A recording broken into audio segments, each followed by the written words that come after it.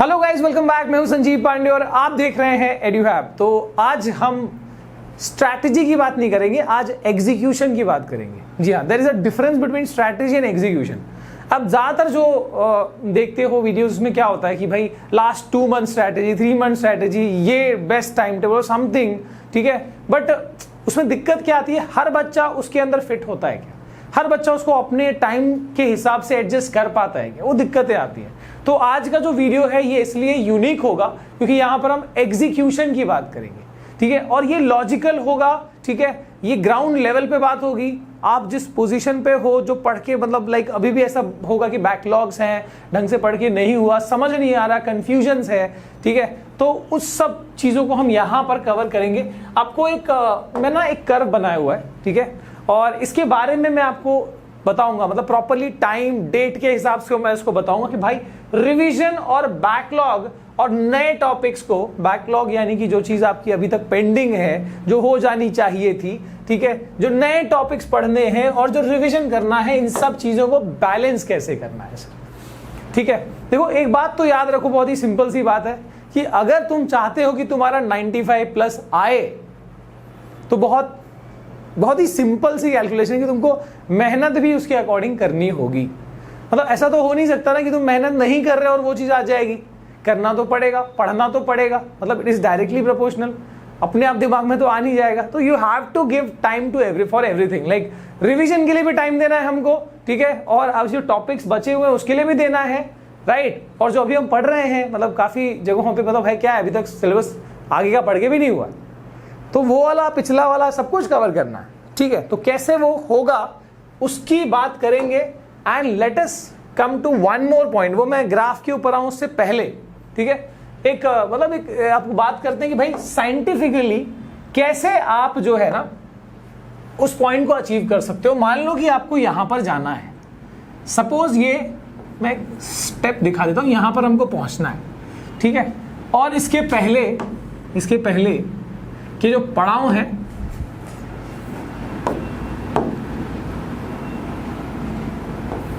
ये कुछ ऐसे है, ठीक है, बहुत सारी सीढ़ियां हैं मान लो। तो जब ये n नंबर ऑफ है, मतलब इतना है कि भाई एक बार में चढ़ा नहीं जा सकता, तो एक सिंपल सा उपाय क्या है कि आप समझो कि भाई यहां तक हमको पहुंचना कब तक है वो डिसाइड कर लो पहले, कि भाई ये मेरे को 10 मिनट में यहां पर पहुंचना है ना, या अगर हमारे केस में 2 महीने में वहां तक पहुंचना है, 1.5 महीने में वहां तक पहुंचना है, ठीक है। तो आप उसके अकॉर्डिंग इस पोजीशन पे कब तक होना चाहिए हमारे, मतलब हमको कब तक होना चाहिए, ठीक है। और तो उस हिसाब से आप डिवाइड कर लो भाई, यहां तक पहुंचने का जो समय है वो डिसाइड कर लो, यहां तक पहुंचने का समय डिसाइड कर लो, उसके बाद यहां तक पहुंचने का, और फिर यहां तक, मतलब इस पूरे मंजिल को हमने छोटे छोटे माइलस्टोन में डिवाइड कर दिया, ठीक है। जब कोई क्रिकेट टीम है ना, मतलब जब फॉलो कर रही होती है ना, चेज कर रही होती है, उस वक्त क्या होता है कि भाई उसको उसी 50 ओवरों में, 50 ओवर की मैच में हो सकता है कि उसको 450 रन चेज करने हो, ठीक है, run run run run run chase करने हो, ठीक है। और होता भी है कि भाई जीतते भी है, ये भी पॉसिबिलिटी होता है कि जीतते हैं। तो कैसे होता है, उसी 50 ओवर में वो शायद होता है कि कभी 200, 250, 300 भी नहीं बना पाता और कभी 450 भी बना लेता है। तो वो तभी हो पाता है जब वो एग्जीक्यूट सही तरीके से कर पाता है और वो अपने उस माइलस्टोन को समझता है कि भाई 50 ओवर में यहां पहुंचना है, तो हमको 10 ओवर में कहां पे होना चाहिए, है ना, 20 ओवर में कहां पे होना चाहिए। तो वो जब वो वाली प्लानिंग जब सही वर्क कर जाती है, टीम जीत जाती है। तो आपको भी यही करना है कि भाई डिसाइड कर लो कि कब हमको वहां एक फाइनल जो डेस्टिनेशन आपका है वहां कब तक पहुंचना है, और उसके बाद तुम रिवर्स प्लानिंग शुरू कर दो। Very simple. मतलब देखो तुम, मतलब अगर तुम IIT की बात करो, IIM की बात करो, वहां पर जो पढ़ाई क्या अलग होती है कि भाई बच्चे इतने ब्राइट हो जाते हैं, है ना, वहां से जो बंदा निकलता है वो उसकी इतनी हाई पैकेज होती है, क्या होता है। तो इट इज ऑल अबाउट कि उनको यही सिखाई जाता है, जो ये रिवर्स प्लानिंग है ना, ये सिखाई जाती है कि तुमको ये टास्क उस वक्त करना है ना, तो उसके हिसाब से अपना छोटा छोटा माइलस्टोन सेट कर लो। अगर ये मिलता गया तो that is so simple to achieve, ठीक है। तो यहां पर ये ध्यान रखना कि रिवर्स प्लान जो है इट ऑलवेज वर्क्स, और ये मतलब एकदम प्लान समथिंग लाइक कि भाई इसमें कोई दिक्कत नहीं आने वाली। तुम बफर भी रखते हो उसके अंदर, एक्स्ट्रा भी तुम अपना स्पेस रखते हो कि भाई कुछ गड़बड़ हुई तो भी इस टाइम है यहाँ पर, ठीक है। और ऑब्वियसली रिवर्स प्लान के लिए हमको छोटे छोटे माइलस्टोन जो है जगह जगह बनाने पड़ेंगे। ओके, तो अभी इसी के हिसाब से थोड़ा सा समझते हैं balancing backlog new topic revision with time. ठीक है, और यहां पर एक बात ध्यान रखना, मैं ना ये अज्यूम कर रहा हूं कि सेल्फ स्टडी का टाइम इस बच्चे का है 4 घंटा, self study, not that assignment और होमवर्क और समथिंग लाइक। ठीक है, बच्चा खुद के लिए, चाहे 9th का हो, 10th का हो, 11th का हो, 12th का हो, कोई फर्क नहीं पड़ता। ठीक है, हम ये मान के चल रहे हैं कि 4 घंटा, हो सकता है कि आपके लिए 3 घंटा हो या 2 घंटा हो, ठीक है, या 5 घंटा हो, 6 घंटा हो, 7 घंटा हो, 8 घंटा हो, that is all depending on you कि आप कितना पढ़ते हो। ठीक है, और एक सिंपल सी बात, जब सेल्फ स्टडी टाइम कहा जाता है तो उस टाइम के अंदर कुछ और नहीं होता, आपका फोन साइड में होता है, सारी डिस्ट्रैक्शन साइड में होती है, आप पूरे फोकस्ड होते हैं। ठीक है, बीच में आप भले वो जो गैप, छोटे छोटे गैप्स ले रहे हो, 10 मिनट समथिंग, ठीक है, आधे घंटे के बीच में गैप ले रहे हो, 10-10 मिनट का, 5 मिनट का, that is different, but distraction बिल्कुल नहीं होना चाहिए। ठीक है, तो ऐसे हम 4 आवर की बात कर रहे हैं, सेल्फ स्टडी की बात करें तो वी आर अज्यूमिंग 4 आवर। आपके हिसाब से ये 5 भी हो सकता है, 3 भी हो सकता है, it all depends on you. ठीक है, और आपकी प्रिपरेशन के ऊपर भी कि अब तक कितना हुआ है। ठीक है, आई एम अज्यूमिंग कि चलो ठीक है यार, अब तक कुछ ज्यादा पढ़ा नहीं है, अब तक कुछ ज्यादा पढ़ा नहीं है, तब भी हम कैसे कर सकते हैं, तब भी हमको लाना है भाई, ठीक है ना यार, 95 प्लस आएगा। ठीक है, हाउ दैट इज डन थोड़ा सा इस ग्राफ के थ्रू बताऊंगा, और यहां पर भी कंफ्यूजन हो तो और तरीके हैं। ठीक है, लेकिन बहुत ही मजेदार चीज है, बहुत, अगर समझ में आ गया ना तो फोड़ दोगे, मतलब मजा ही आएगा। ठीक है, अब देखो शुरुआत में हम बात करते हैं कि अभी का जो टाइम है, ठीक है, आई एम अज्यूमिंग कि भाई चलो 15 सितंबर तक हम कुछ रिवीजन हमने तो भाई हाथ नहीं लगाया, ऑलमोस्ट 0 है। ठीक है, लेकिन जब हम, मतलब अभी इस टाइम पे हम ज्यादा टाइम अपना पूरा 4 आवर किसमें लगा रहे होंगे, तो हम ज्यादा टाइम बैकलॉग और न्यू टॉपिक्स जो भी है, नए नए टॉपिक्स को पढ़ना, जो भी अभी तक पढ़ के नहीं हुआ उसमें हम टाइम लगा रहे हैं अप टू 15 सितंबर। सर क्या इसके बाद हम नहीं पढ़ेंगे? नहीं, इसके बाद ही पढ़ेंगे।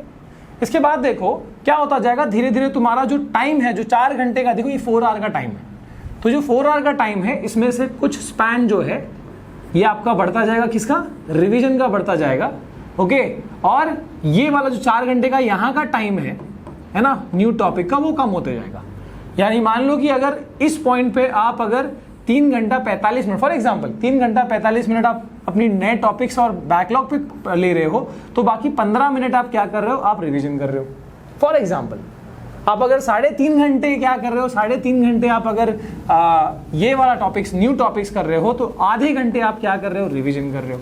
ठीक है, फिर एक ऐसा भी टाइम आएगा, I am assuming it is 15 अक्टूबर, ठीक है, मतलब करीब 1 महीने बाद यहां से, कि लगभग आपका 2 घंटा जो है वो जा रहा होगा आपके न्यू टॉपिक और बैकलॉग में, और आपका 1 घंटा जा रहा होगा, 2 घंटा रिवीजन में, मतलब आधा ऑलमोस्ट मिड पॉइंट आ चुका है, जब आपका 2 hour in revision and 2 hour in new topics. ठीक है, but again it is depending on your, like अगर आपका ऐसा है कि भाई नए टॉपिक्स, ऐसा है कि बैकलॉग बहुत है, नए टॉपिक्स बहुत है, तो अगेन आप वहां पर 1 घंटा रिवीजन का रख के और बाकी सब आप यहां पर यूटिलाइज कर सकते हो। बट होगा इसी पैटर्न में, धीरे धीरे आपको क्या करना है, आपको जैसे जैसे आपका ये मेन टॉपिक्स, आपका न्यू टॉपिक्स, इसका लोड कम होता जाएगा, वैसे वैसे ऐसा नहीं कि कम पढ़ना है, आपको रिवीजन वाला टाइम का स्पैन को बढ़ाते जाना है। फिर एक पॉइंट ऐसा आएगा, मे बी बाई 15 नवंबर, तो भाई any how it should be done, कि भाई आप उस पॉइंट पे आ चुके, एकदम सेफ, इसके आगे जाना ही नहीं है। सर नवंबर दिसंबर में एग्जाम है, इसको 15 नवंबर को 1 नवंबर कर देना। ठीक है, थोड़ा पहले ही रख दो इसको, 15 को इसको 1 नवंबर ही कर दो, 1 नवंबर ही कर दो, जहां पर आप क्या कर रहे हो कि आपका हो चुका है सब बैकलॉग और सारी चीजें, न्यू टॉपिक सब हो चुकी है, and you are fully focusing on the revision part there. पूरा 4 घंटा आप क्या कर रहे हो? आप रिवीजन कर रहे हो, आपका ये हो चुका है। ठीक है, आई होप तुमने 9th में वो टोटल एनर्जी और पोटेंशियल काइनेटिक का थ्योरी देखा होगा, कि जैसे ऑब्जेक्ट नीचे आ रहा है उसका पोटेंशियल एनर्जी कम हो रहा है, काइनेटिक बढ़ रहा है। वैसे यहां पर भी है, जैसे जैसे तुम्हारा पढ़ाई का लोड, जो तुमने नए टॉपिक पढ़ने थे, बैकलॉग पढ़ना था, वो लोड कम हो रहा है, वैसे वैसे रिवीजन का टाइम बढ़ेगा और इसका टाइम उतना कम होता जाएगा, है ना। नए टॉपिक तो ऑलमोस्ट खत्म हो जाएंगे, रिवीजन उतना टाइम लगेगा, उतना जितना टाइम तुम रिवीजन में डालोगे, जितनी बार उस टॉपिक को वापस करोगे, दैट इज द थिंग, वो डिफरेंस क्रिएट करता है। ठीक है, तो ये एक चीज है जो अभी नहीं, हर बार काम आएगी, हर प्लानिंग में, हर टास्क में काम आएगी। ठीक है, आगे देखें सर, आगे देखें, तो ये इसी को अब थोड़ा सा सिंप्लीफाइड, जिसको ग्राफ से ना समझ में आया, सर क्या है इतना साइंटिफिक, ठीक है, तो ये देख लो भाई साहब, डेली टाइम अलोकेशन, तो मैंने अज्यूम किया कि डेली अपन 4 घंटा डाल रहे हैं फॉर सेल्फ स्टडीज, ओके। तो जो बंदा डाल रहा है, जो कम ज्यादा हो सकता है depending on you again, okay. तो बाय 30 सितंबर, 30 सितंबर तक क्या हो जाना है, बाय 30 सितंबर, ठीक है। मान लो आप नए टॉपिक में 2 घंटा डालते हो, बैकलॉग में 1 घंटा डालते हो, ठीक है, रिवीजन में 1 घंटा डालते हो, टोटल कितना हो गया 4 आवर, ठीक है। तो लगाते रहो भाई, अभी से आप आज से अभी से एग्जीक्यूट करो, डोंट वेट फॉर लाइक इंतजार, और टाइम टेबल इसी हिसाब से बना लो, ओके सर। उसके बाद का 1 महीना अगर अच्छा खासा हो चुका है, न्यू टॉपिक बैकलॉग लगभग हो चुका है, रिवीजन में टाइम डाल रहे हो, अगर नहीं हुआ है तो ये सेम चीज कंटिन्यू मारो, नहीं हुआ है तो अगेन वही करो, 2 1 1। अगर हुआ है, अगर टॉपिक्स तुम्हारे अच्छे खासे हो गए, रिवीजन में टाइम डालते जाओ, ठीक है। और उसके बाद 1 नवंबर के बाद भाई साहब तुम्हारा जब सब टॉपिक्स हो जाना चाहिए, यहां तक यानी कि 30 अक्टूबर, 30 अक्टूबर शुड बी द डेडलाइन। ये भाई मैं बता ना, वो फाइनल पॉइंट वो बना के रखो जहां पे तुम्हारे सारे टॉपिक्स जो है वो कंप्लीट हो चुके हैं तुम्हारे पढ़ के, ठीक है। और उसके बाद भाई साहब 1 नवंबर से जस्ट एंड जस्ट रिवीजन, पूरा टाइम आपका वहां जा रहा है, ठीक है। So every time it is 4 hour, time तुमने कहीं भी कम नहीं किया भाई, ओके। तुम सिर्फ क्या कर रहे हो, रिवीजन वाली स्पैन को बढ़ाते जा रहे हो, राइट। और इसके बाद तो ये तो हो गया daily time allocation sir. Subject wise थोड़ा बता देते तो टाइम टेबल ही बना लेते हम तो, ठीक है। देखो इतना स्पून फीडिंग की आदत डालो ही नहीं, पहली बात तो, ठीक है। मैंने कई बार बनाया हुआ है, बताया हुआ है, you can check for that, but कभी भी टाइम टेबल आपके हिसाब से ही बनता है, ठीक है। तो ये दिमाग में ध्यान रखना, सेल्फ नोट्स हो, सेल्फ स्टडी टाइम टेबल हो, it all depends on you भाई। आपका शेड्यूल क्या है, आपका जो दिमाग सबसे ज्यादा चार्ज कब रहता है, इट इज ऑल, है ना, आपको पता है कि मैं सुबह एकदम बहुत रिफ्रेश होता हूँ, तो सुबह के टाइम पे तो मैं मैथ्स ही करता हूँ या मैं सोशल पढ़ता हूँ, ठीक है। आपके प्राइम टाइम में आपका वीक सब्जेक्ट उठा लेते हो, ठीक है, जो भी है। तो ये हो गया। अच्छा अभी सब्जेक्ट वाइज देखो, फॉर एग्जांपल सपोज मैंने अज्यूम किया है कि भाई सोशल साइंस में टर्म 1 में 7 चैप्टर है, मैथ्स में 7 चैप्टर है, साइंस में 6 चैप्टर है, 10 या 9 जो भी तुम अज्यूम करो, ठीक है। So as per suppose term 1 मैंने ले लिया हुआ है, ठीक है। तो मैं प्लान कर रहा हूँ कि भाई बाय, और देखो ये टाइम टेबल से अलग तरीका हुआ जहां पे मैं छोटे छोटे milestone, basically I am setting that milestone, smaller milestones, जिसके बाद मेरा फाइनल मतलब जो है ना कि भाई मेरे को 30 अक्टूबर तक खत्म करना है, इस तरीके से हो जाएगा, ठीक है। सो ये 7 में से 2 मैंने यहाँ कवर कर दिया एसएसटी के, ठीक है। एक मान लो हिस्ट्री का कर लिया, एक ज्योग्राफी का कर लिया, ठीक है। यहाँ पर बाकी 3 में से मतलब यहाँ पर मान लो एक सिविक्स का कर लिया, एक इकोनॉमिक्स का उठा लिया। तो ये वाले मान लो मैंने एक, अच्छा इसमें एक और है, मान लो सिविक्स हो गया, इकोनॉमिक्स हो गया और एक ज्योग्राफी उठा लिया। यहाँ पर अगेन एक सिविक्स और इकोनॉमिक्स उठा लिया। तो you can do that way, ठीक है। ये सेट कर लो भाई, अपने पहले स्लॉट में इतनी चैप्टर्स हो जाने चाहिए, ओके। मैथ्स से कोई 3 चैप्टर एक साथ, मतलब ऐसे नहीं हो सारे भारी यहाँ उठा लिए, तुमको बाकी सबका लोड के हिसाब से वहां पर चैप्टर लेना भाई कि वो फिजिबल हो, है ना, हो जाए। ऐसा नहीं कि बस वो हाइपोथेटिकल रह गया, तुमको लगना चाहिए कि हाँ 30 सितंबर तक ये हो जाएगा मेरा, I have to do it. Parkinson's theory लगाओ, पार्किंसंस थ्योरी में ये है कि भाई तुम उतने टाइम में एक ही काम को तुम इतने समय में भी कर सकते हो, तुमने ठान लिया तुम इतने टाइम में भी कर सकते हो, ओके। तो तुमने ये डिसाइड कर लिया, प्रैक्टिकली डिसाइड कर लिया भाई मैथ्स के 3 ये चैप्टर्स हुए, साइंस के 2 ये चैप्टर्स, फॉर एग्जांपल जैसे साइंस का लाइट चैप्टर है और केमिस्ट्री का पहला चैप्टर है, ठीक है, ये 2 लगा दिए यहाँ पर, ठीक है। इसके बाद यहाँ पर लाइफ प्रोसेस है और केमिस्ट्री का दूसरा चैप्टर है, यहाँ पर ह्यूमन आई वाला चैप्टर है और केमिस्ट्री का तीसरा चैप्टर। फॉर 10th की बात करो, 9 तुम अपने हिसाब से वैसे कर लोगे, ठीक है। सेम विद मैथ, ठीक है, 3 चैप्टर 2 चैप्टर 2 चैप्टर। तो ऐसे करके आपने स्लॉट 1, स्लॉट 2, स्लॉट 3 बना लिया, ठीक है। सर आपने सिर्फ मैथ साइंस लिखा, इंग्लिश और हिंदी संस्कृत जो भी है तुम उसमें ऐड कर लो एक और अपने हिसाब से,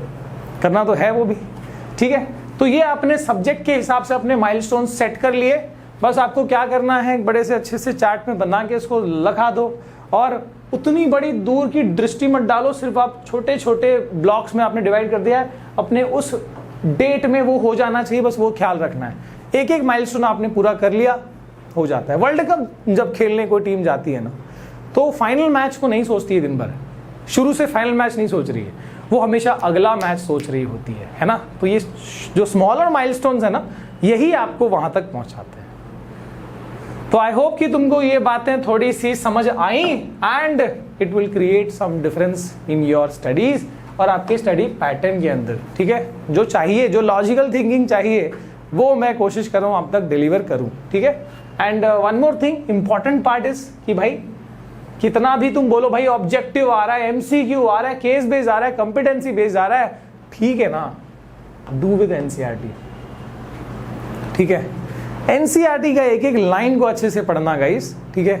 ऐसा कभी नहीं होगा कि नीट का क्वेश्चन यहां डाला, जेई का क्वेश्चन डाला, यूपीएससी का डाल दिया, ऐसा नहीं होगा, ठीक है। तुम्हारी लॉजिक, जितनी बार किताब यही पढ़ोगे ना उतनी लॉजिक निकलती जाएगी, उतनी बातें समझ आएंगी।